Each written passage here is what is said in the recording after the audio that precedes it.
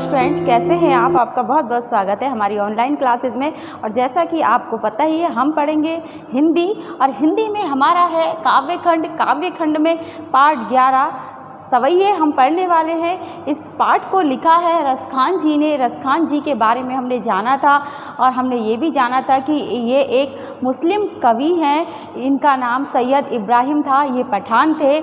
और इसके बाद जब इन्होंने विट्ठल नाथ से दीक्षा ले ली, और तब ये इन्होंने अपना नाम बदल लिया और कृष्ण भक्ति में ये रम गए। कृष्ण भक्ति की रचनाएं इन्होंने लिखी थी।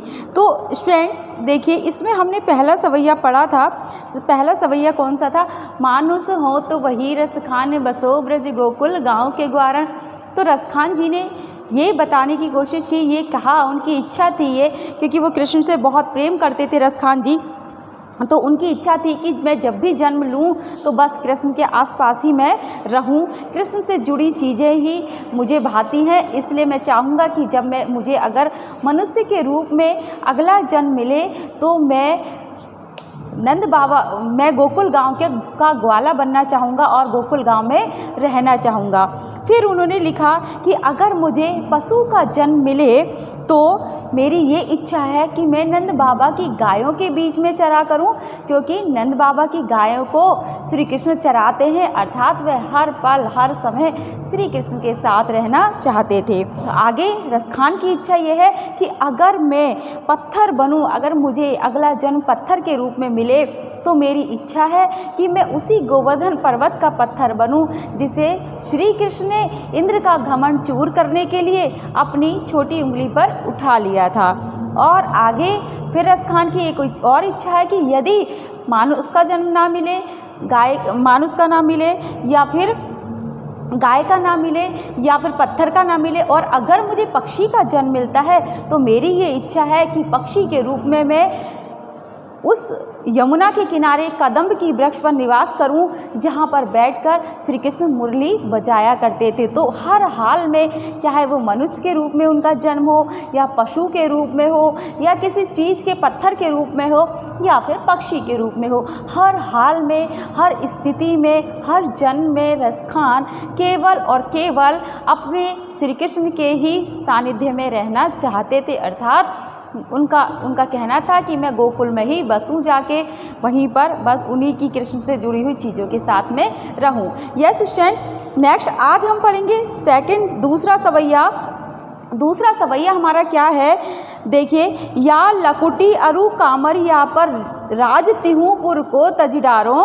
तो यहाँ से हमें आज हमें जानना है, इसकी व्याख्या जाननी है। तो कहाँ से है? या लकुटी अरु।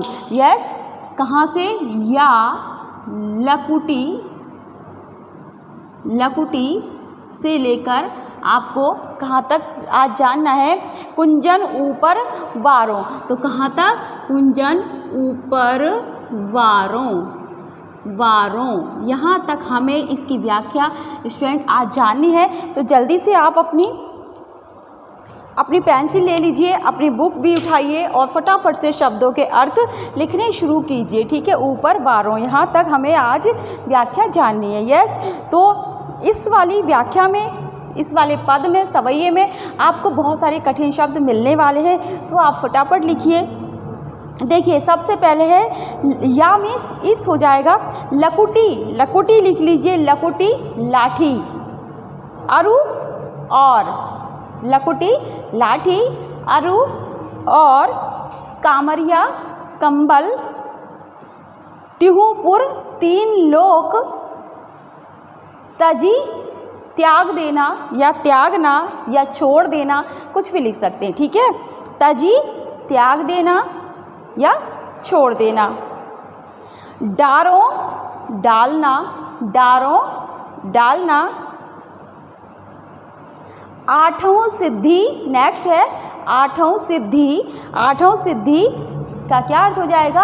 8 सिद्धियाँ। 8 सिद्धियाँ होती हैं, अणिमा, महिमा, गरिमा, लघिमा, प्राप्ति, प्राकाम्य, इशिता और वशित्व। ये 8 सिद्धियाँ होती हैं जिसको पाने से इंसान धनी हो जाता है। यस, तो शक्तिशाली हो जाता है, धनी हो जाता है, सब कुछ पा लेगा इनके भरोसे पर।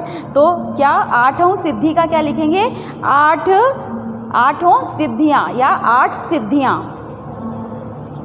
नेक्स्ट है नवोनिधि।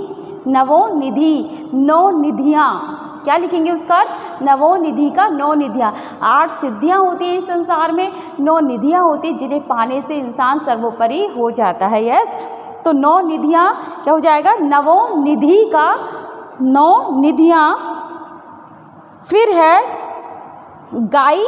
गाय, गाय का क्या हो जाएगा? गाय।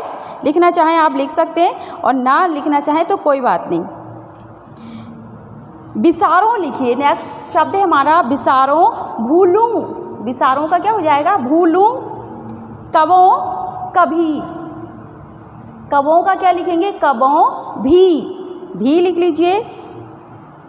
कबों कभी, सॉरी, कबों का क्या हो जाएगा? कभी। विसारों भूलूं, है ना, भूलूं या भूलना कुछ भी लिख लीजिए। और कबों का कभी, जैसे कहते हैं ना कभी भी नहीं भूलूंगा, तो कभी जो शब्द है उसको यहाँ पर क्या लिखा है?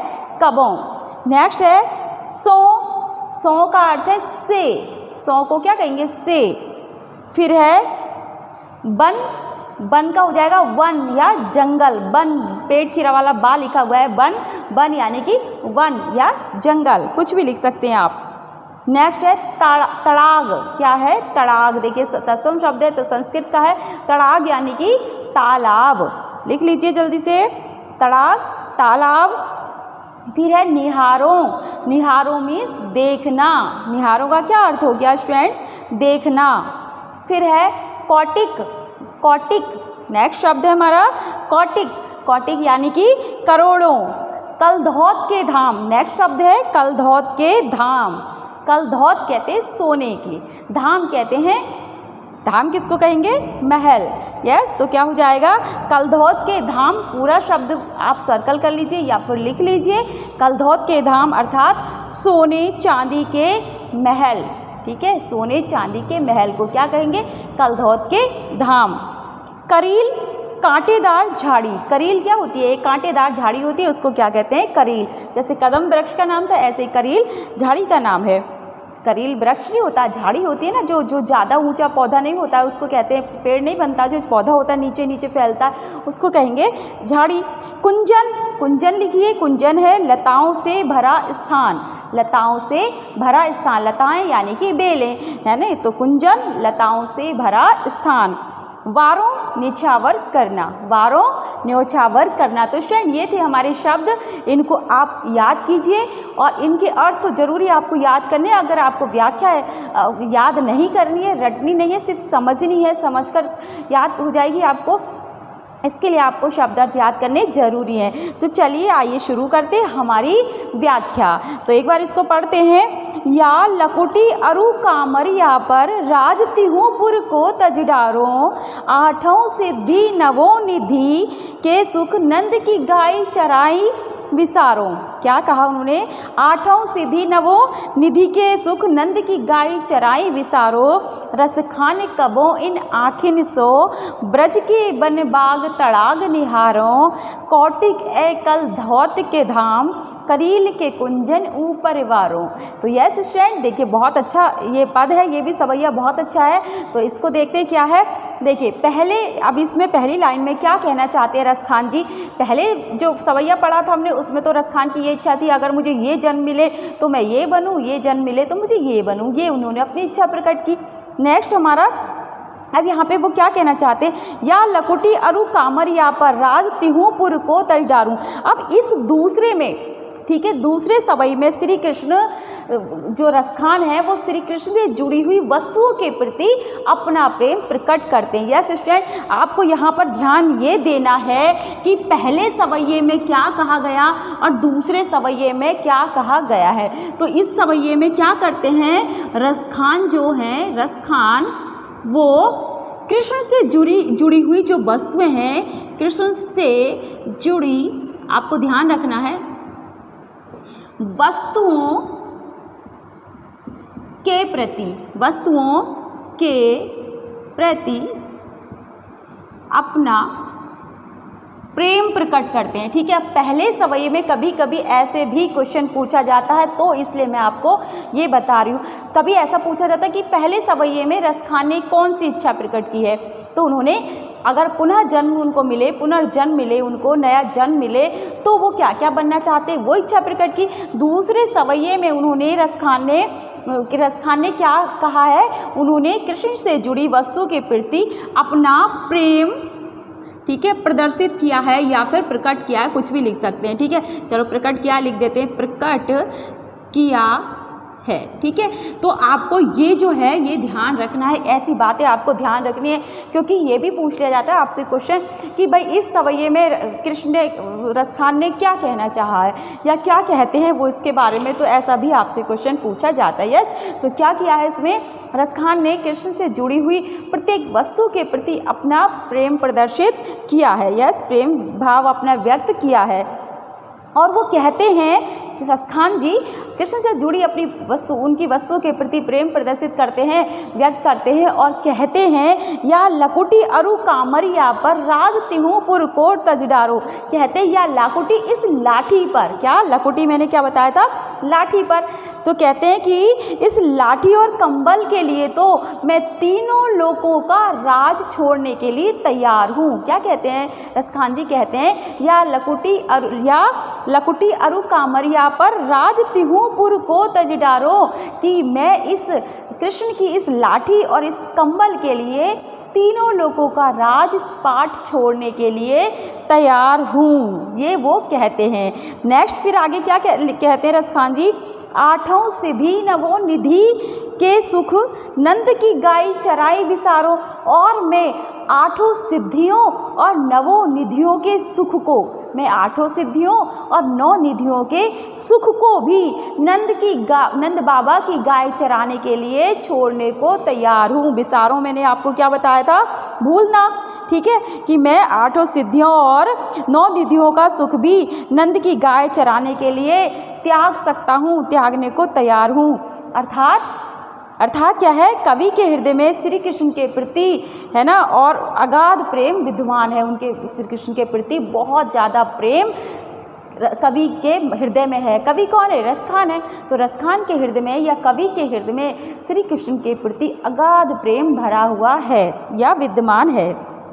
आगे रसखान क्या कहते हैं, रसखान कबो इन आँखिन सो ब्रज के बन बाग तड़ाग निहारो। आगे रसखान जी कहते हैं कि अपने और भी उनसे जुड़ी हुई, कृष्ण से जुड़ी हुई वस्तुओं के प्रति अपना प्रेम प्रदर्शित करते हुए रसखान कहते हैं कि हृदय में क्या कहते हैं कि देखिए, पता नहीं कब मुझे अपनी इन आँखों से ब्रज के वन, बाग और तालाब देखने का सौभाग्य प्राप्त होगा। क्या कहते हैं, पता नहीं, रसखान और अपना प्रेम व्यक्त करते हुए, उनकी कृष्ण से जुड़ी हुई चीज़ों के प्रति प्रेम व्यक्त करते हुए कहते हैं कि पता नहीं कब मुझे अपनी इन आँखों से ब्रज के वन, बाग और तालाब निहारने को या देखने को मिलेंगे, ठीक है। अर्थात उनकी आंखें ब्रज भूमि को देखने के लिए क्या हैं, तरस रही हैं, ब्रज भूमि को देखने के लिए रसखान की आंखें तरस रही हैं।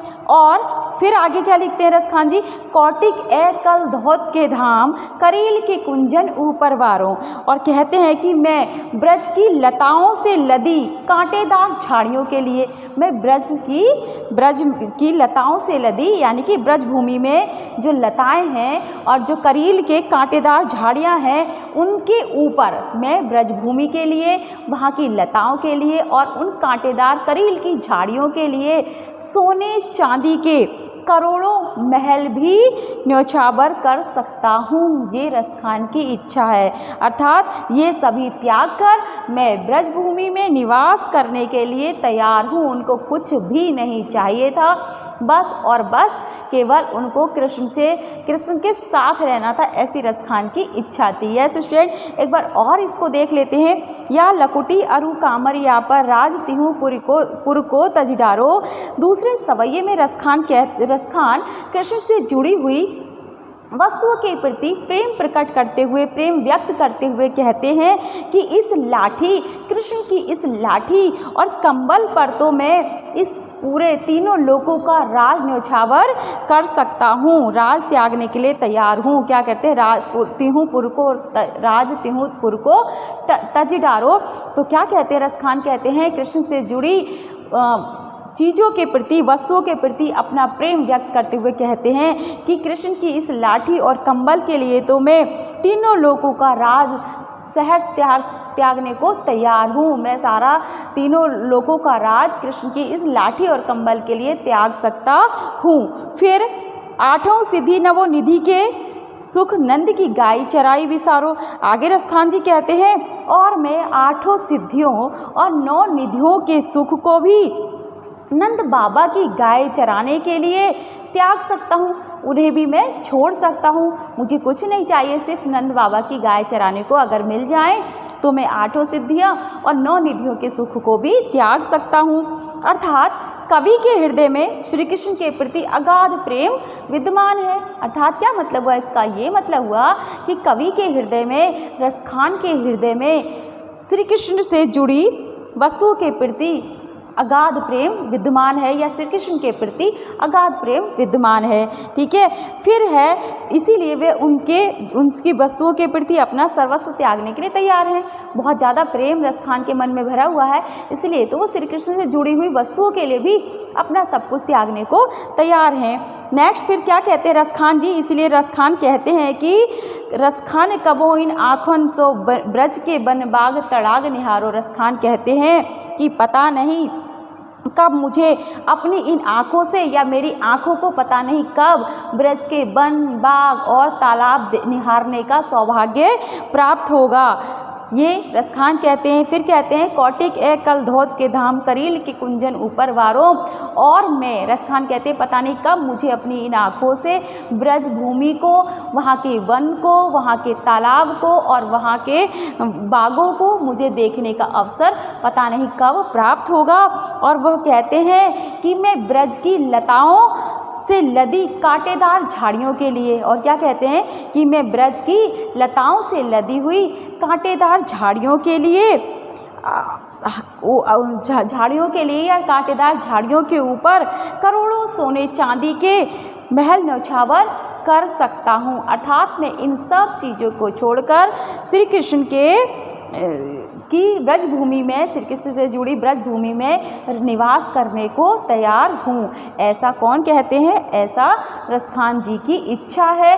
इतना अगाध प्रेम वो श्री कृष्ण से करते थे, इसीलिए वो कहते हैं कि ना मुझे, देखिए स्टूडेंट, यहाँ पर कुछ चीज़ें आती हैं जो इम्पोर्टेंट है एग्ज़ाम की दृष्टि से, आपको ध्यान रखना है कि देखिए आपको ऐसे ऐसे क्वेश्चन पूछे जाएंगे, या लकुटी आरू कामर, यहाँ पर जैसे फर्स्ट लाइन है हमारी, तो यहाँ से क्वेश्चन पूछा जा सकता है कि रसखान या फिर कवि तीनों लोगों का राज किस चीज़ के लिए छोड़ने को तैयार हैं। तो आप वहाँ पर आपका आंसर क्या होना चाहिए? आपका आंसर तीनों लोगों का राज क्यों छोड़ने को तैयार है? श्री कृष्ण की लाठी और कंबल के लिए कवि तीनों लोगों का राज छोड़ने के लिए तैयार हैं। यस, तो ये आप इस तरह से लिख सकते हैं आंसर। दूसरा है, देखिए कैसे क्वेश्चन हो सकता है, आठों सिद्धि नवो निधि के सुख नंद की गाय चराई विसारो, ये हमारी लाइन है। तो आठों निधि और 8 सिद्धि और 9 निधियों का सुख कवि क्यों त्यागने को तैयार है, किस लिए, है ना, कारण बताइए। ऐसा भी क्वेश्चन आपके पास आ सकता है। तो आप क्या लिखेंगे कि नंद बाबा की गाय चराने के लिए जो कवि हैं वो 8 सिद्धियां और 9 निधियों के सुख को त्यागने के लिए तैयार हैं, उनको छोड़ सकते हैं। तो इस तरह से आपसे 8 सिद्धियां, 9 निधियां, ऐसी बातें ये आपको याद रखनी है। फिर है रसखान की आंखें किस लिए तरस रही हैं या क्यों तरस रही हैं, रसखान की आंखें क्यों प्यासी हैं, ऐसे भी आपसे क्वेश्चन पूछा जा सकता है। तो आप क्या लिखेंगे कि रसखान की आंखें ब्रजभूमि के वन, बाग और तालाब निहारने के लिए तरस रही हैं। यस, फिर है कौटिक का अर्थ बताइए। ऐसे आ सकता है, कौटिक मीन्स बताया आपको करोड़ों। कलधौत के धाम का अर्थ बताइए। कलधौत सोने चांदी के, धाम महल, ठीक है, तो कलधौत के धाम क्या हो जाएगा? सोने चांदी के महल। कौटिक का क्या हो जाएगा? करोड़ों। वो कहते हैं रसखान कि कौटिक ए कलधौत के धाम करील के कुंजन ऊपर वारों, कि मैं इस ब्रजभूमि में की लताओं से भरी करील की झाड़ियों पर, ब्रजभूमि की जो ब्रज भूमि जो है वहाँ पर लताएं हैं, बेलें हैं बहुत सारी, और कैसी बेलें हैं, कांटेदार झाड़ियों वाली करील की बेलें हैं, वो झाड़ियाँ हैं। तो उन झाड़ियों के ऊपर भला कोई ऐसा कर सकता है कि सोने चांदी का महल भी वारने को तैयार हो जाए, त्यागने को तैयार हो जाए? ऐसा कोई कर सकता है? लेकिन हाँ, ऐसा कर सकते हैं भक्त जो होते हैं, वो ऐसा करते हैं। उनको तो अपना प्रभु चाहिए, अपना भगवान चाहिए, इसके लिए वो सब कुछ छोड़ने को तैयार है। तो इसीलिए उनकी इच्छा है कि कौटिक एकल धौत के धाम करील के कुंजन ऊपर वारों, कि मैं करोड़ों सोने चांदी के महल भी ब्रज भूमि की लताओं से लदी करील की झाड़ियों पर वारने को तैयार हूँ, अर्थात न्यौछावर में कर सकता हूँ। अर्थात उनके कवि के कहने का तात्पर्य ये है कि मैं अपना सब कुछ, 8 सिद्धियाँ, 9 निधियाँ, तीनों लोकों का राज, और क्या कहते हैं, और सोने चांदी के करोड़ों महल भी, अर्थात मैं अपना सब कुछ छोड़ सकता हूँ केवल और केवल अपने आराध्य श्री कृष्ण के लिए। और बस इन सब को छोड़कर मैं केवल और केवल कृष्ण की ब्रजभूमि में निवास करने का इच्छुक हूँ। केवल मैं वहीं पर निवास करने की मेरी इच्छा है और मैं वहीं पर निवास करना चाहता हूँ। यस स्टूडेंट, तो ये थी हमारी आज की क्लास। हमने इसमें क्या जाना कि रसखान कहते हैं, रसखान क्या करते हैं, कृष्ण से जुड़ी वस्तु के प्रति अपना प्रेम प्रदर्शित करते हुए रसखान कहते हैं। एक बार और सुन लेते हैं, ठीक है, कि रसखान कृष्ण से जुड़ी वस्तु के प्रति अपना प्रेम प्रदर्शित, अपना प्रेम व्यक्त करते हुए कहते हैं कि मैं कृष्ण की लाठी और कंबल के लिए तीनों लोगों का राज न्यौछावर कर सकता हूँ, तीनों लोगों का राज छोड़ सकता हूँ।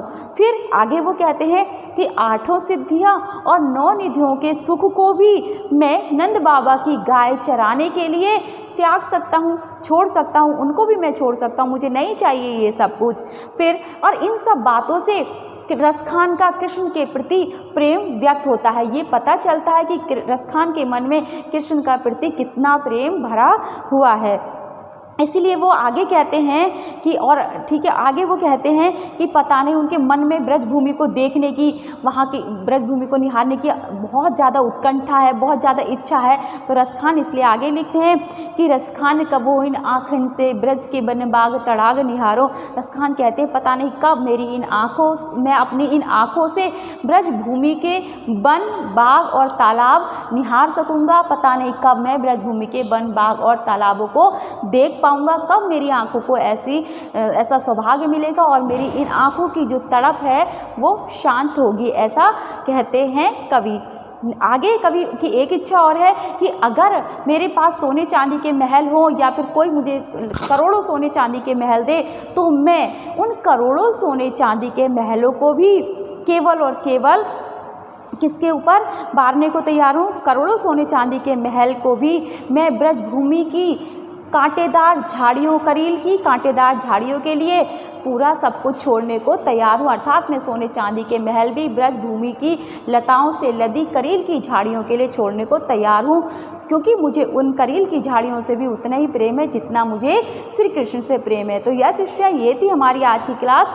आगे देखेंगे कि आगे जो तीसरा हमारा सवैया है उसमें हमें क्या जानना है, रसखान की और कौन सी ऐसी इच्छा है जो वो अपना और जो प्रकट करना चाहते हैं। तो इन सब चीज़ों को हम आगे नई क्लास में जानेंगे। आज के लिए इतना ही। Thank you.